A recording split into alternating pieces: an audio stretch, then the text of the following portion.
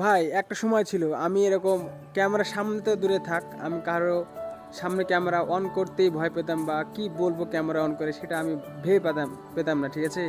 কিন্তু আজ দেখো যে অনেক দিন ভিডিও করার পরে এখন অভ্যস্ত হয়ে গেছে যে ক্যামেরার সামনে যে আসুক না কেন আমি একটা কথা বলবো, সে কথাটা আমাকে শেষ করতে হবে, তারপরে সেখান থেকে থামবো, ঠিক আছে। আজ দেখো ক্যামেরার সামনে কথা বলি, এখন রাস্তায় যদি লোক আসে বা জন আসে তাদের কিচ্ছু যায় আসে না।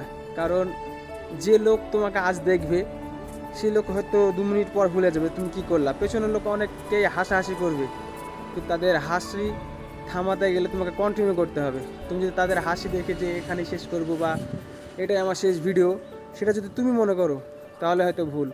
তাদের হাসি বন্ধ করতে হবে। তুমি ভিডিও বানাও, আজ হবে না কাল হবে না, একদিন একদিন হতেই থাকবে। কিন্তু আমরা কী করি, মনে দুর্বল, মানে হবে কি হবে না, মানুষ এটা বলছে আজ থেকে ভিডিও বন্ধ, এটাই করি, ঠিক আছে। তো এটা করা যাবে না। যারা ভিডিও শুরু করেছে তারা কন্টিনিউ করতে থাকো, অবশ্যই একদিন সফল হবে। সেদিন মানুষ টের পাবে তুমি এটা ভুল করেছিলে না ঠিক করেছো। সেদিন লোকে তোমাকে দেখে বলবে যে এর মতো হয়ে কিছু শেখ।